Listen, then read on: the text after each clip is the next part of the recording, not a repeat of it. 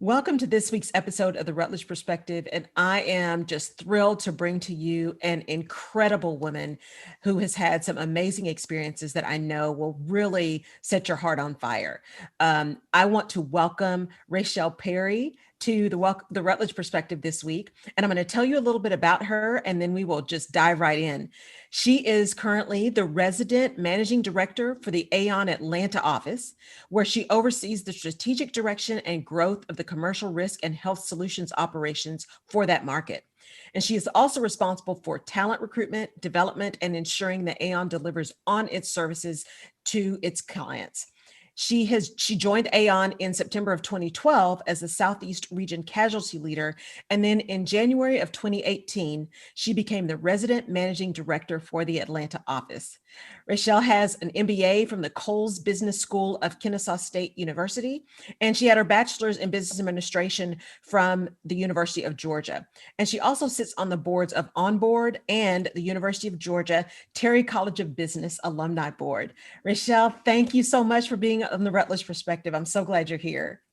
Thank you for inviting me. I'm really excited to join you this afternoon.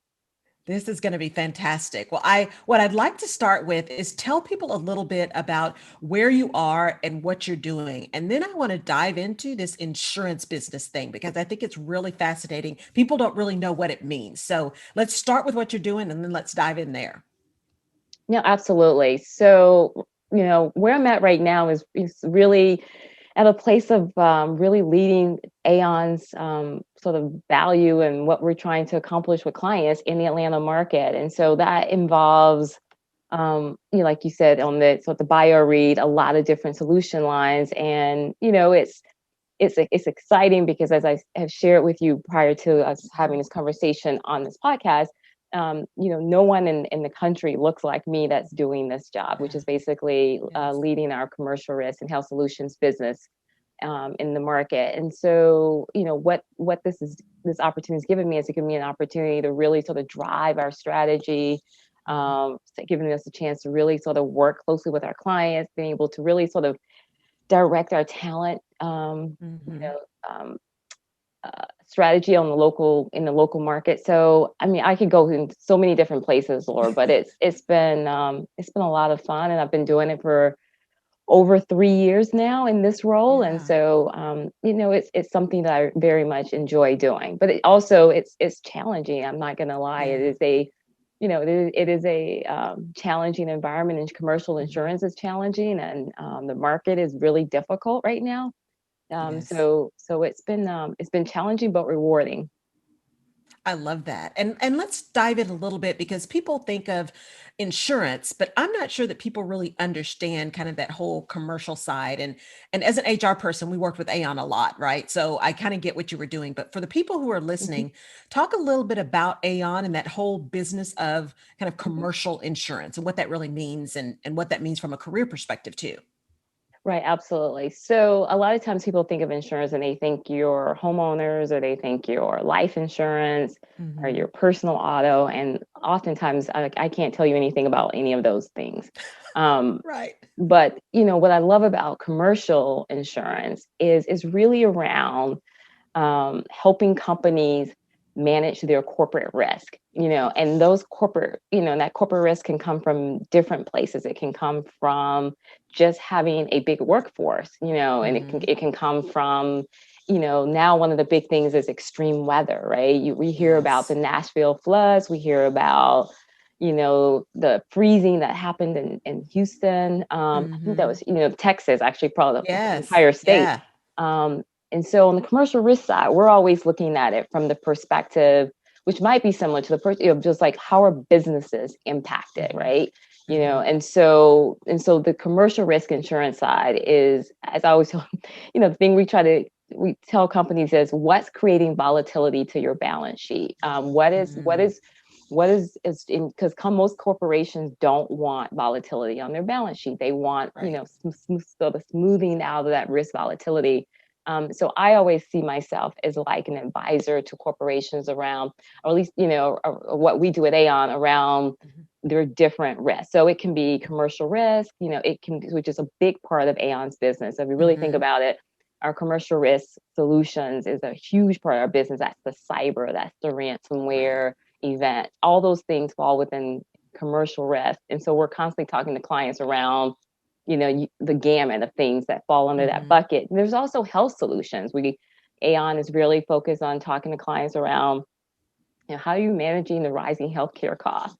That Mm-hmm. that rising healthcare costs is one of the areas that a lot of companies, that creates a lot of cost and sometimes a lot of Yes. volatility to their balance sheet. So that's another area. We also look at retirement solutions, which is, helping companies that might still have pension liabilities sitting on their book, and they're Mm. trying to see if they have those adequately reserved, or, looking at their 401k investments and how do Mhm. they think about those.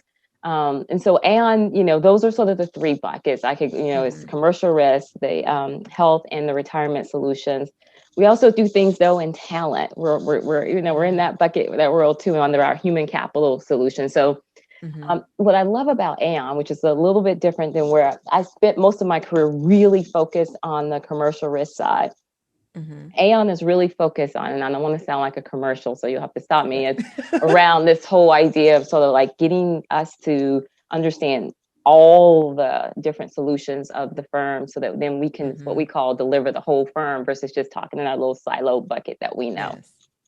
So I'll pause on that. Yeah. No, I love that. And because I think people don't realize, you think you're right. You think of the personal insurance stuff, and then there's that whole question of, man, I'm paying all this money for insurance and nothing ever happens. But the minute something happens, if I don't have it, then I'm in trouble. Right. And so we think about the personal piece. And some of us, those who are in corporate, understand we've got our insurance and we got to manage some stuff. But I don't think people understand how vast that can be. And so as you talked about Aon and the pieces, Mhm. now tell people a little bit more about how you got into this space and what it is about this area that really kind of attracted you in the beginning, right? And what you've learned along the way. Right. So my story is, it was really, in the beginning, wasn't about commercial risk insurance. It's really about getting a job. I Mm, mean, I would love to tell you that this was like, it was about commercial risk insurance and very, but it was right. really, as shared with you, Laura, I was the first to graduate from college in my family. And I had Mm-hmm. four older siblings. So I was the fifth of the six children. And so, Yeah. our family track was always to, graduate from high school and go into the Mm-hmm. military. That was kind of our Right. thing. Mm-hmm. And so for me to sort of be that fifth child that say, I'm not going to go into the military, I'm actually going to go to University of Georgia, Mm-hmm. was a different path that no one had actually walked down before. So, I share with people all the time that, when you're the first, I did this, I was on this, went to this women's retreat thing a week or so Mm-hmm. ago, and I was talking about being the first and the only. When Mm, you're like, I find myself in a lot of settings where I feel like I've been either the first or the only. yes. And Yes. so being the first in my family to go to college, there's a lot of responsibility, both Of internally course. and just the weight of the world externally. So when I got into University of Georgia Business School, I was like, okay, let me figure out what's going to land me that job, Mm-hmm. right after Right. graduation. And so I took a class, and anyone that goes to University of Georgia, they're going to have you take this intro to insurance or risk management Mm-hmm. class. So I took the class. I actually thought it was interesting. I was like, I can Mm-hmm. do this. And then I went and talked to them, and they were like, oh, we're doing like 100% job placement. I was like, well, I'm done. That's it. Right. I basically guarantee the job in my mind. yes. and Yes. and it was kind of interesting. So Mm-hmm. that's really how I got into it. And that's how it happened. I got an internship through University of Georgia in New York City. Who would have thought? I was like, Yeah. interning in New York City as a senior in college was crazy, crazy exciting. Yeah. But also crazy because no one in my family had really just kind of like jumped and just did something outside of like military or my hometown. Yeah. And then after I graduate, moved to New York City at Mm-hmm. 21 years old. I sell people with two suitcases and a little TV because truthfully, that's all I Right. had. And I lived in a Right. residence until I could find somewhere to live. So, um, and it's just been a rewarding career choice for me, Mm-hmm. not without a lot of hard work and effort, but it's worked out well. Right. Well, and I tell people all the time, sometimes you just got to say yes. And so I remember when I started college, I wanted to be a psychologist, right? And I wanted to get the psychology degree. And I remember my dad saying, "Babe, I love you, but you got to get a job," right? And so it was kind of the same thing. I took an accounting class, I could do it. It was kind of interesting. So, and I knew I could get a job. So I did, Mhm. accounting, but it started being the base for everything else that I've done so far. And so if you think about coming from Georgia, the first person in your family to go to college and the pressure there, often being the one and the only or the first and only, right? And then moving to, of all places, New York City, which gives me like sensory overload. Talk about that willingness to just do it, because often people are so afraid, it's so unfamiliar, that they often talk themselves out of opportunities because of fear. So talk a little bit about how you just said, you know what, why not, I'm going to do this. I think that's such a good point you make, Laura, because my mindset has always been failure is not an option. Mm, I just never gave myself that out. mm-hmm. And so I have an inner drive that I quickly will say yes, or I will step. I don't Mm-hmm. think I can't do it, because Right. I always never thought I was like the super smartest person in the room, Mm-hmm. but I'm a pretty determined um, person, and so I Mm-hmm. will I will study it. I will dig out the answers. I will find the Right. solutions. And so I feel like I'm such a determined person that Mm-hmm. I was always willing to just go for it. And that Mm-hmm. without even any real sense of where it would lead. When I moved to New York City, I was like, I'm only going to be here for like 2 years, and then I'm going to go back to Atlanta, and Right. that I was there for Mm. almost 10 years. I met Yes. my husband there, and Yeah. so it was just saying, just getting up, to your point, just getting up and Yep. moving to New York City, um, living in a women's residence. I'm still friends with some of those women that I met. We were all women Oh. coming from different parts of the world in the early 90s, and one of the safe place to live while we figure it out. And Mm-hmm. Chamber of Commerce at the time had this place, all these single women that just needed a place Oh, to play wow. a safe place to live in New York City, all Mm-hmm. moved in there, and to this day I still have friends from there, See, that's successful women. amazing. Yeah. And I think we underestimate, right, the importance of making some of those connections early that aren't necessarily just the business connections, but just those initial relationships when it's completely new, to just have someone else that's at least walking a similar journey to you, right? Mhm. Single female in New York for the first time, not sure how we're going to make it work, but we're going to figure it out.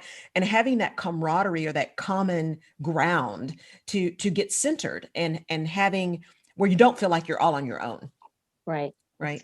It's really important. And I mean, but it was, to your point before, I think you got to put yourself out there and take that chance and take that risk. Mm-hmm. Mm-hmm. And then as you think about having moved away and gone to New York City, and then you end up being there kind of 10 years, right? Unexpected. What was one of the biggest things through that journey that you learned, either about kind of this profession that you've chosen, and or about you as this new kind of entrant into this marketplace of working and living, et cetera, et cetera? That's one of the biggest things that I learned. I think, um, you know, I went to New York as, I would call it a little rusty, meaning, Mm-hmm. um, there were things I felt like I couldn't write as well as the people that were around me. I felt Mm-hmm. like I was too Southern than the people Mm, that were around me. And so I think, one of the things I learned is that if there were certain things about my professional image mm-hmm. that I wanted to improve upon, that I Mm-hmm. needed to make that happen. Mm-hmm. You can't feel sorry for yourself or just be like, Right.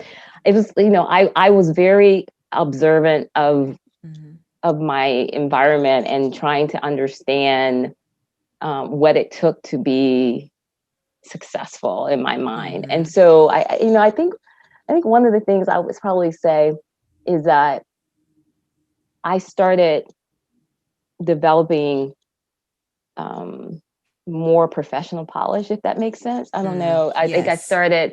Um, I think I started trying to like I started taking like writing classes at Mhm. night by myself just to improve my own Yeah. writing because I wanted confidence in it. Mhm. Um, I think I started looking. I mean, this is going to sound crazy, but Yep. looking at how other people dress, and I was like, oh, I would Yeah. go and buy like certain. Back in those days, people were still Mhm. wearing like business suits. I don't think anybody really wear. Right. So I started looking the part. I started working on some of my soft skills that I really wanted to feel more confident. Not that Mhm. anyone actually even said anything about my own writing. I just didn't feel good about it. Right. Um, and so I think that one of the things I learned is that if there were things that I felt I needed to improve on, or image that Mhm. I wanted to portray, that Mhm. I needed to put the work into putting that image together. It's funny to me now because some people look at me and they go, they don't know that person. Yeah, Right. they see this person and they go, oh, Yes. they don't know that other person that was like Yeah. a little rough around the edges, and and it's taken 25 years to kind of like smooth out all those wrinkles. Yeah. But I love that, Rachel, because one, the first thing I love about what you said is if there was something that I felt like I wanted to improve, then I worked on it. You did not say something that I didn't like. You didn't Mhm, say something that I needed to change, something about me that needed to be different. You mhm. said if there was something I wanted to improve. And I believe words matter. And that is so powerful, so powerful. And the second thing you said was, I was very observant. I looked around me to see what people were doing that were doing well. And then I looked at how that reflected on me and how I wanted to be similar or portray or show up, how I wanted to show up given my environment. And it's so important that people don't feel like you have to change who you are, but you have to be aware of the environment that you're in and what it takes to be successful in that environment, and then you can make a choice. Well, do I still want to stay and be successful? Or is this not something that's even remotely what I want to do? And then I've got a different choice to make. So, talk to me about kind of that, how you got to that mindset and that maturity, because so many people feel like they have to not be themselves. And that's not true. Right. Yeah, so first of all, I have had I still have great people around me. I think all of us Mhm. do, right? And so even Yes. at that early age, I had an incredible mentor group of people that, Hmm. I could talk to. I've always felt authentic in myself, personality wise. Yes. Like Hmm. but people would say to me, well, but if it makes you feel more confident in a particular setting to, Hmm. I'm gonna give you a funny. So my girlfriend group, they laugh at me. They call me the blazer woman. Yes. So I'm not in a blazer today. I actually had on a blazer and I decided to take it off and I got this Right. sweater on in my house. But because it's something about, I have a whole bunch of blazers. I mean, you name Yes. it. I am but it was something about putting a blazer on that just Hmm. gave me this sense of extra, just, you know, Yeah. pep in my step. Hmm. So, and so I was, I think the people around me was like, you do what makes you feel confident in this job because you have Hmm. so many things coming at you that's like, I won't say negative, but just Right. challenges. Like being the only, Yes. only Black woman in the meeting often. Mm. And so you already got, Yes. people looking at you because you're the only Black person in the room Yeah. a lot of times or whatever. And so, but it was something about, and I can't explain it, if I'm in that room and I'm the only Black woman in that room, but I got my blazer on, it gave me a Yes. little extra, you know, just for Yeah. my own self. It made me feel ready to take on the world, Right. and to just do what I needed to do. So I always help you, do what you need to do to get Hmm. in that mindset to just take on the world. Yes. And so if that's a Yes. blazer, if that's some heels, if that is, I have my theme songs that I play in my car before any Yeah.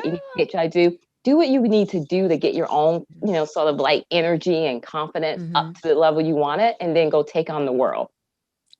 I love that because I know my mom used to always say, if you wake up in the morning and you just don't feel right, make an extra effort to look extra special because if not, you're going to look like you feel, right? And there Exactly. is something about putting that extra effort into your appearance, not being arrogant, not being, spending hours and hours and hours in front of the mirror because Instagram will make you think you have to do that. But that extra little effort to say, no, I'm worth making sure that I am presenting the way I want to present, that does give you that little boost. Like you sit up straighter and your shoulders are back and you speak more confident and you listen, I think, better when you're in that mode. It's Right. just fantastic. And like you say, be ready to take on the world. It's just, E- that's amazing. That's amazing. Especially in this industry. I mean, going back to this industry, it is, Mm-hmm. it lacks, I think, the level of diversity, Mm-hmm. particularly in positions, more senior position. It lacks, and Yes. it does not have the level of diversity that it should have. And Mm-hmm. so, Mm-hmm. you want to, um, really put yourself in the place of just taking on those environments every day, because it's not the Yes. easiest environment to be in. Mm-hmm. Mm-hmm. Exactly. Well, and as you think about, New York, and then after 10 years, you moved, Mhm. talk a little bit about how that confidence got you ready for that next move. Because again, it's a change, and not everyone is willing to not only see it, but then embrace it and step out to do it. So what was that thing that made you say, yep, it's time, and I'm going to go to this next thing? Right. So I moved back to Atlanta after September. So September 11th, Mm, 2001 happened. And yes. I'll never forget it because I was supposed to be in World Trade Center, one of the World Trade Center Wow. buildings, for a training um, Mm-hmm. 2 weeks later. But the reality of it was just like I was like within days of being in that building, Yes. in one of those buildings. And so um, I tell people all the time, it's as if the fog lifted from being in New York for 10 Mm-hmm. years. And I was like, okay, at that point it was 9 years. So I moved the next year in Mm-hmm. 2002.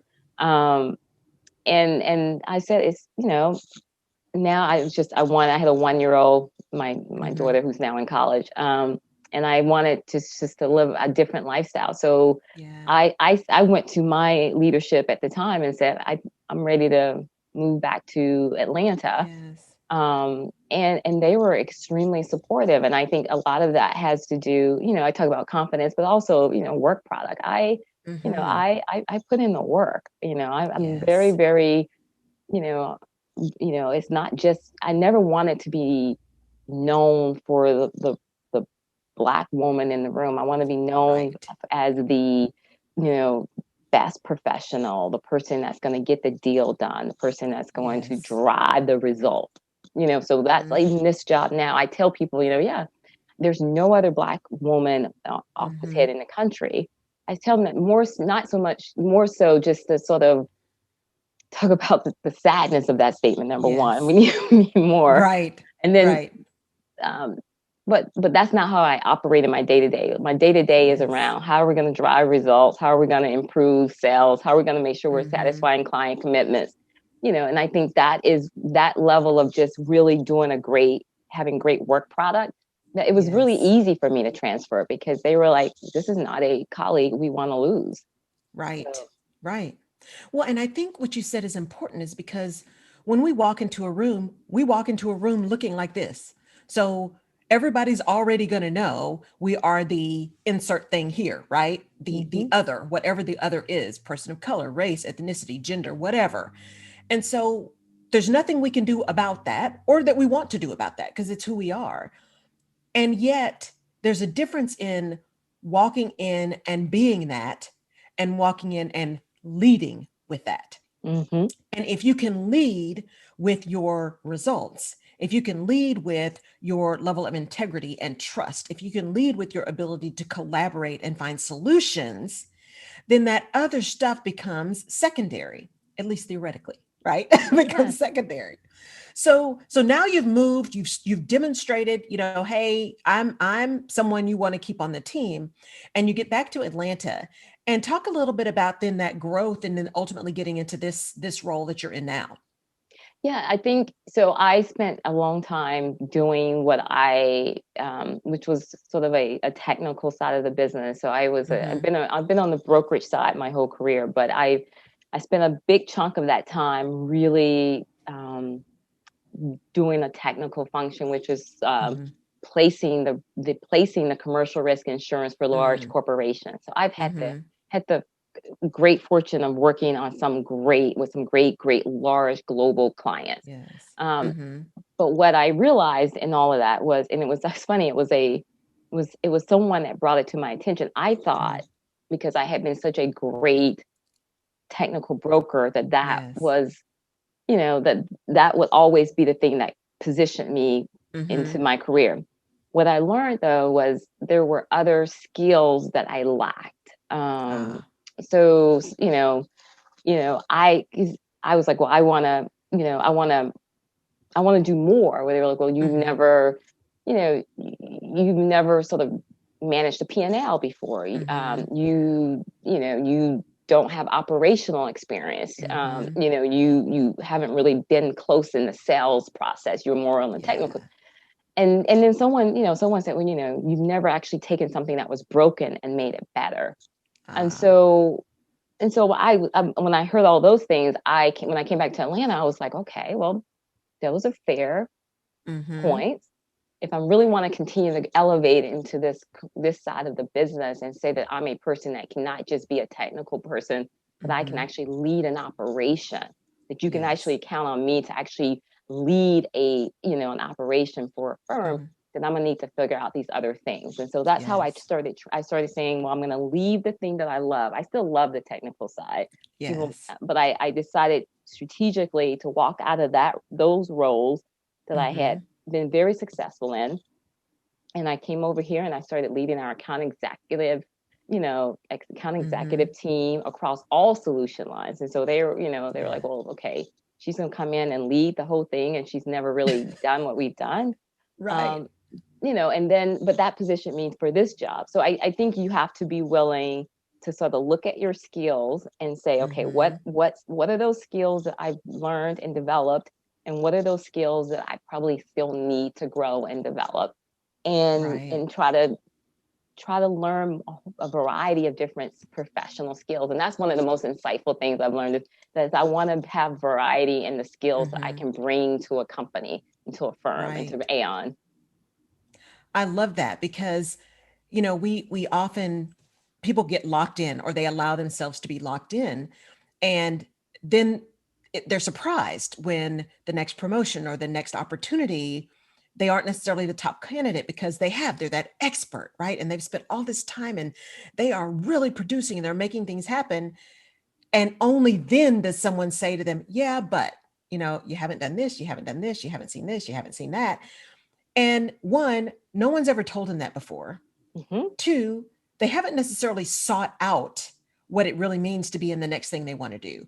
And then three, now they're completely deflated or irritated, right? And instead of digging in and trying to figure out, well, if this is really what I want to do, then here are the things I need to decide. It's like that shutdown mode, right? Or that resolution, and this is just where I'm supposed to be. And I think what's key about what you said was, one, somebody pointed it out to you, and then you listened to what they said, and because you still had that goal in mind, you were willing to leave what you loved, right? And that you were comfortable in, you were willing to step out of that comfort zone and try something else.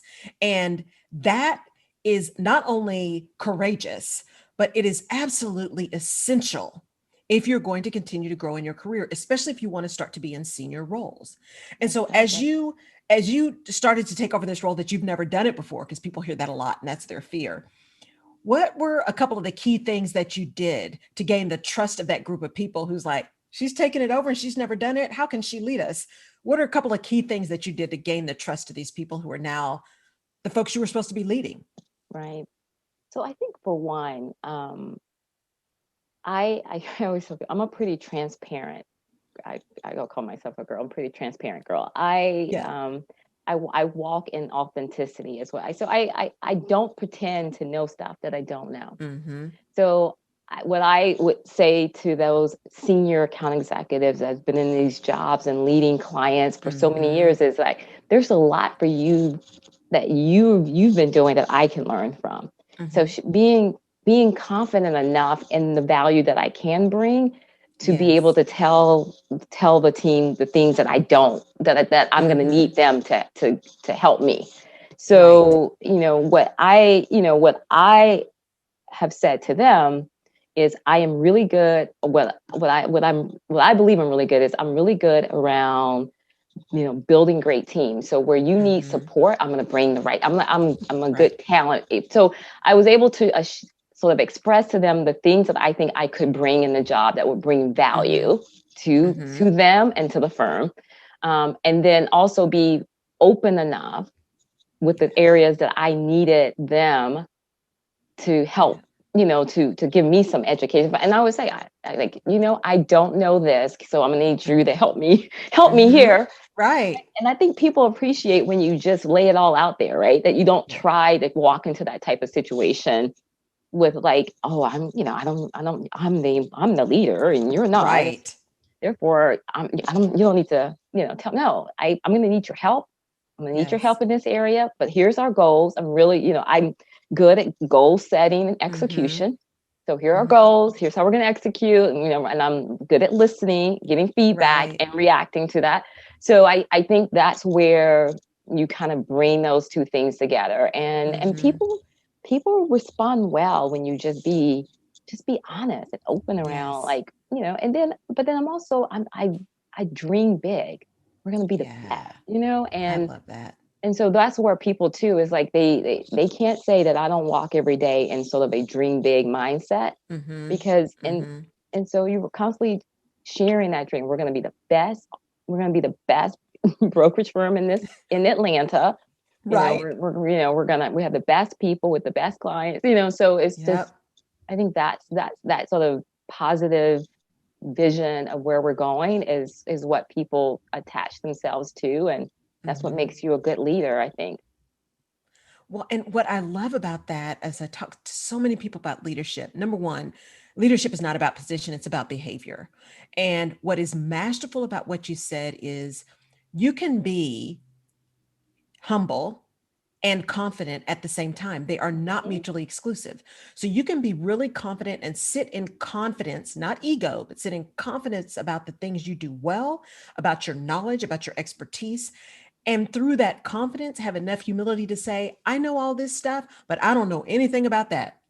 And we both need to know all these things in order to get to the goal. Mhm. And you're right. People so appreciate when you say, I don't know, but I'm going to find out. Or I don't know, but I know you do. How can we work together?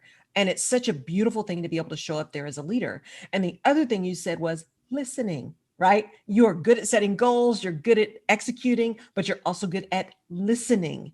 And leaders must listen. If you're going to lead, you have to be able to listen and listen actively and listen to understand, not listening to respond, which is Right. really big. Absolutely. It's really big. Absolutely.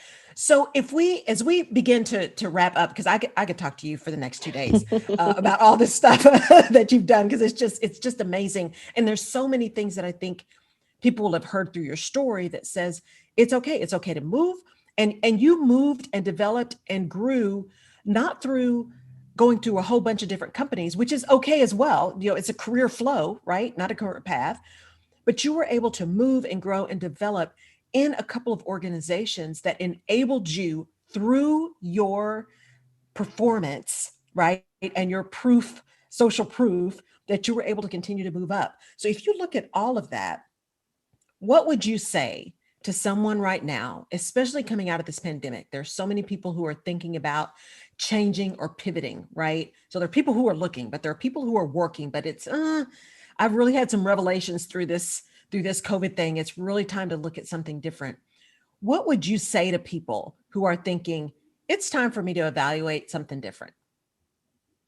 Right. So, and one of the things I don't know if I've said enough on this in our conversation, so I want to Mhm. make sure I hit on this, is there's this there's a scripture that is one of my life principles, right? It's, in the multitude of counselors, there's safety. Um, Yes. and so, and I that's a life principle for me. Mm-hmm. And so I have a lot of, counselors. I have, I Mm-hmm. call them board of advisors. I do. And they're Yes. very diverse. I mean, they're different people and different. Mm-hmm. And so I talk to people about, um, what I want to do and how, and and how I want to do it. And that's how Mm-hmm. I said I was like, I want to run an office one day. And it was Yes. through those conversations around, P&L management, operational, that I was that part of that pivot was me Mm-hmm. really getting a lot of advice. So I do want to Yeah. say that because I think that's so important. I don't want to end this call without Yes. saying that, I because love that. there's just so many people that have poured into me. So Mm-hmm. that would be something I would say, right? Is Mm-hmm.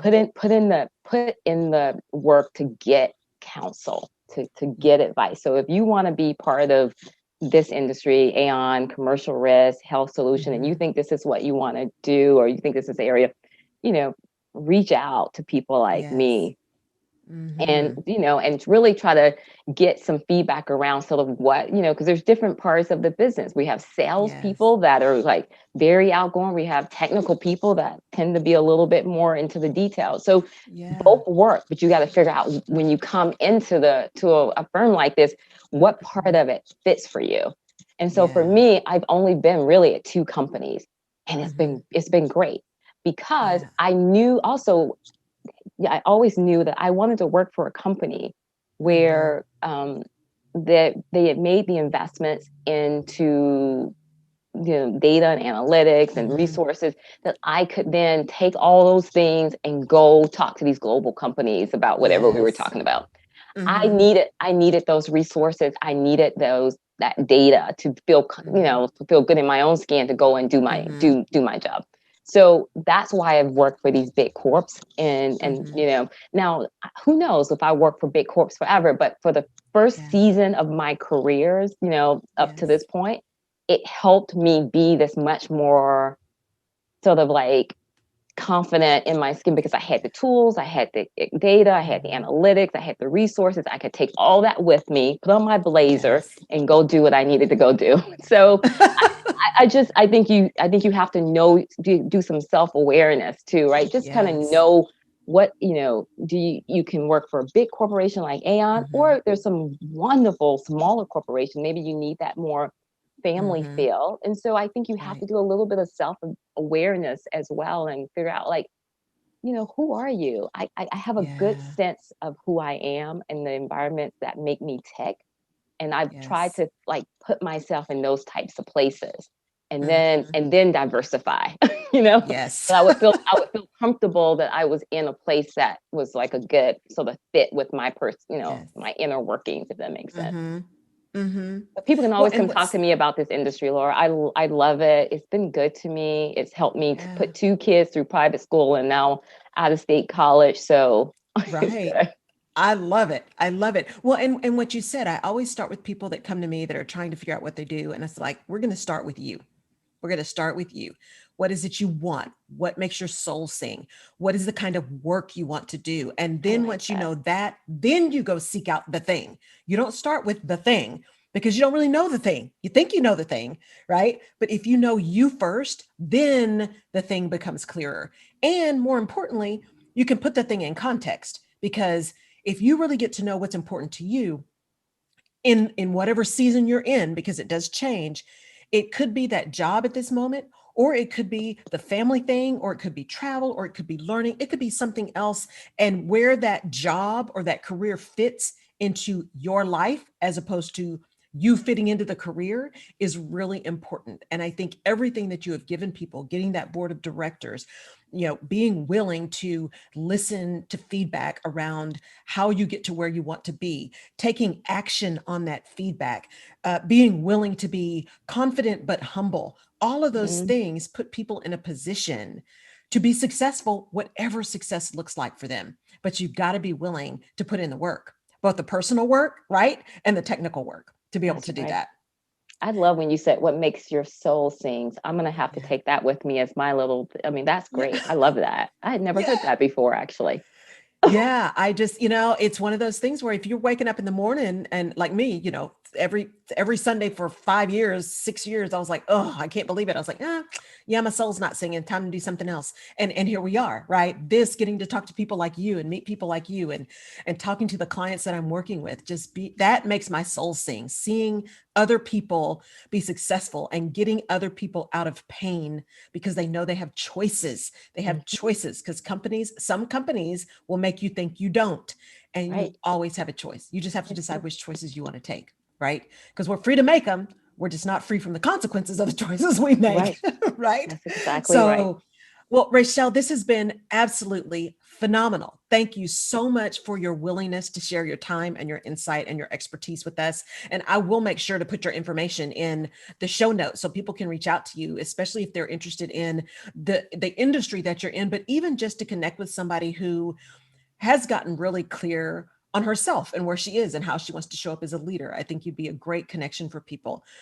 What is maybe one last thing you'd like to leave folks with before we close out today? Well, first of all, thank you for this opportunity. It was so much fun. I really enjoyed it. Absolutely. I think the one thing I would like to leave is, this year I will be 50 years old in October. Mhm. And I think Yeah. when you hit such a big milestone, it's really a point of reflection. Hmm. And, I've spent a lot of years and decades really in this great career. Yeah. Now I'm in a deep season of balance. And I know, Yeah. and I would love to say I've had balance for all these other years. I have not. Yeah. Yeah. Um, and so I'm really, I'm enjoying um, going to my daughter's basketball and track games. I'm Yeah. enjoying doing some things in the community. Hmm. And I think the one thing that if I leave with folks is really don't make it all about, and I think some of you, just like for me, I was so career driven for so long, and I'm Yeah. still very career driven. Don't take me, Yes.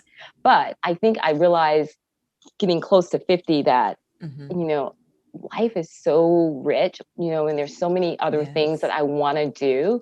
And Hmm. so I think it's just like just really living life in all the different areas, whether it's family, community, Yeah. work, just spiritual, just all those areas, really kind of living it to the fullest, is what I want to leave with folks, because that's the season I'm at in my life right now. I love that. And you said I gave you something. I have never heard someone say life is so rich. You hear a lot, life is so short, but I love that perspective. Life is so rich. Make sure you're living it all on all aspects, right? Hmm. Well, Rachel, this has been amazing. And thank you so much for being Thank a you. part of the Rutledge Perspective. For those of you who are listening, thank you for tuning in. I really appreciate it. I'll make sure you have Rachel's information. Definitely reach out. She is a fantastic person to know. We will definitely catch you on the next episode of the Rutledge Perspective. Take care. Thank Bye you. bye.